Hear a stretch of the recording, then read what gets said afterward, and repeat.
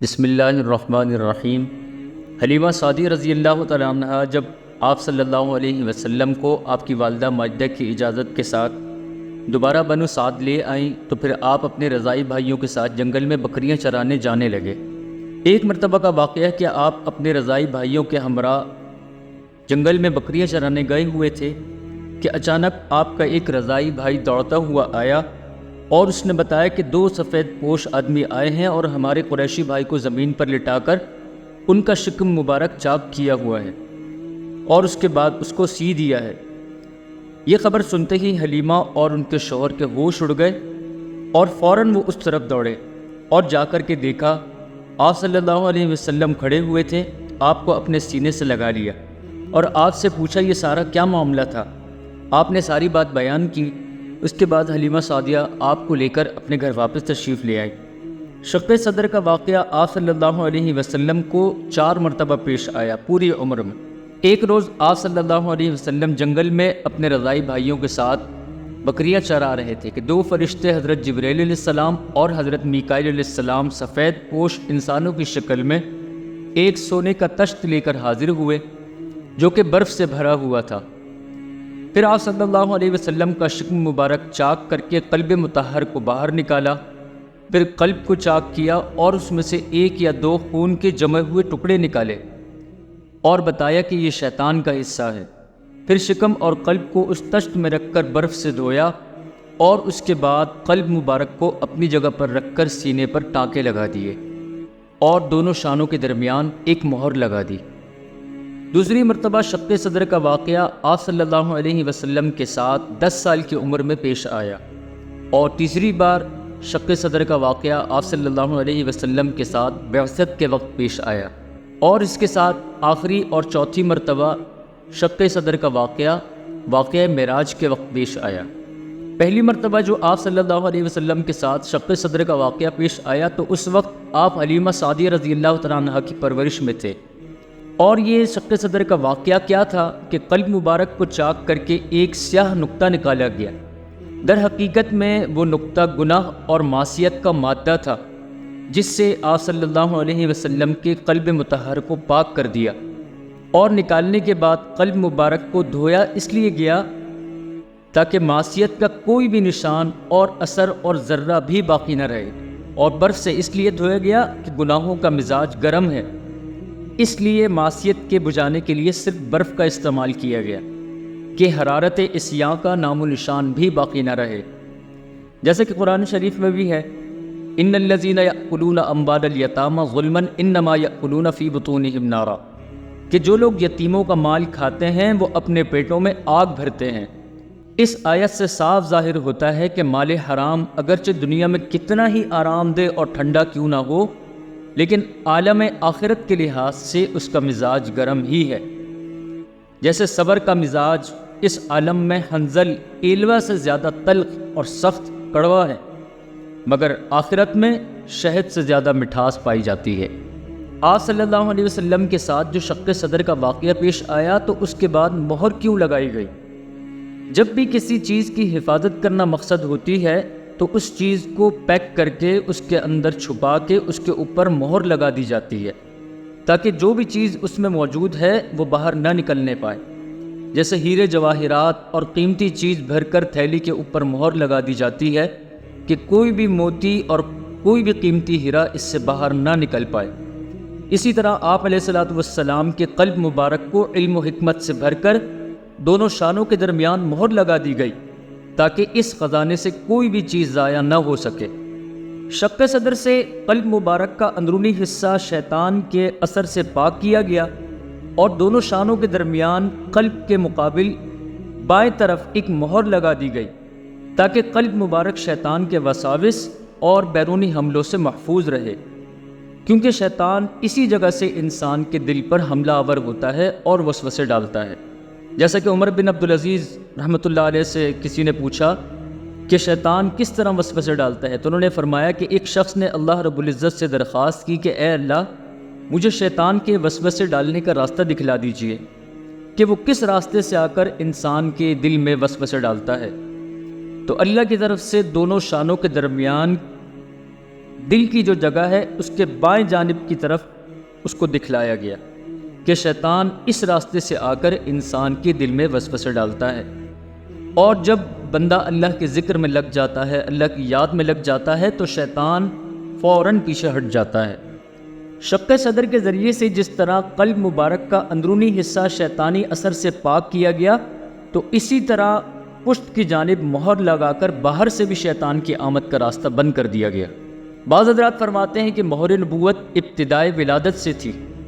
یعنی جب آپ پیدا ہوئے تو اس وقت مہر نبوت آپ علیہ الصلوۃ والسلام کے دونوں شانوں کے درمیان موجود تھی، اور بنی اسرائیل کے علماء اسی نشانی کے ذریعے سے آپ کو نبی برحق مانتے تھے۔ اور بعض حضرات فرماتے ہیں کہ شق صدر کے بعد ہی مہر نبوت لگائی گئی، لیکن اس میں پہلا قول زیادہ راجح ہے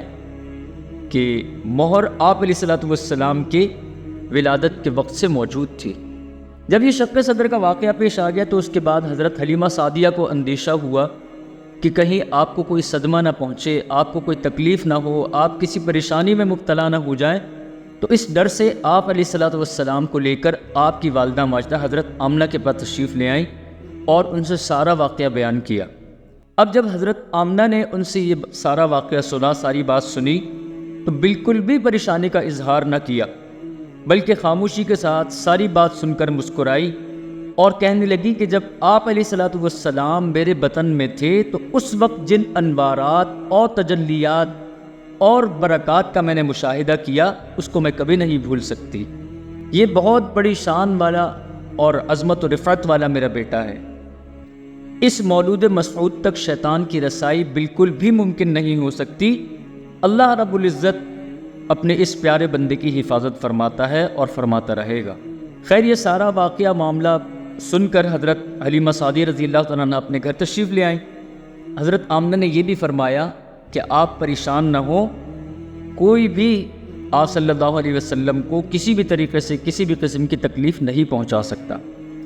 جب آپ صلی اللہ علیہ وسلم کی عمر 6 سال کی ہوئی تو حضرت آمنہ نے مدینہ کی طرف جانے کا ارادہ کیا اور آپ کو بھی ساتھ لے گئیں،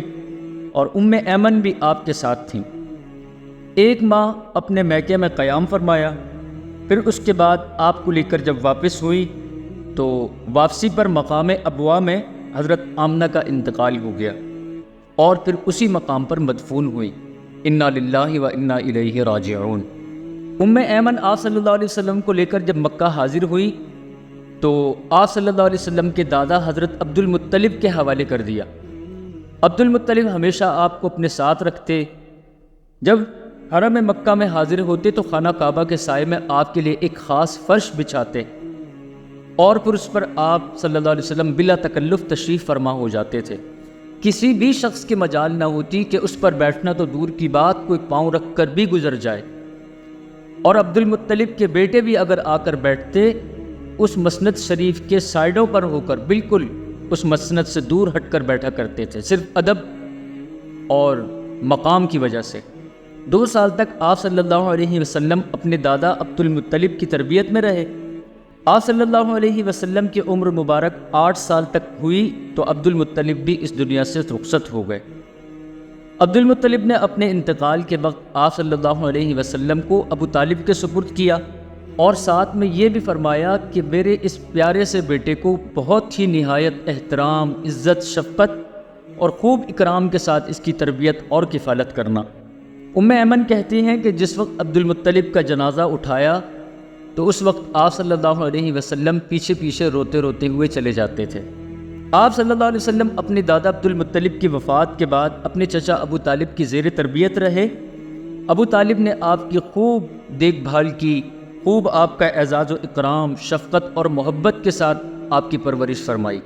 اور ساتھ تربیت اور کفالت کا پورا حق بھی ادا کیا۔ افسوس کے ساتھ کہ ابو طالب اس والہانہ محبت، عاشقانہ تربیت اور اتنی بہترین انداز میں تربیت کرنے کے ساتھ ساتھ نعمت اسلام سے محروم رہ گئے۔ ایک بار مکہ میں قحط پڑا تو سب لوگوں نے درخواست کی کہ ابو طالب آپ بارش کے لیے دعا کیجئے، تو ابو طالب نے اپنے ساتھ چند لوگوں کو لیا اور ساتھ آپ علیہ الصلوۃ والسلام کو بھی لے کر حرم شریف میں حاضر ہو گئے اور آپ کی پشت کو خانہ کعبہ کے ساتھ لگا دیا، یعنی آپ کو ایک طرف بٹھا دیا۔ آپ علیہ الصلوۃ والسلام نے انتہائی عاجزی کے ساتھ شہادت کی انگلی کو آسمان پر اٹھا کر اشارہ کیا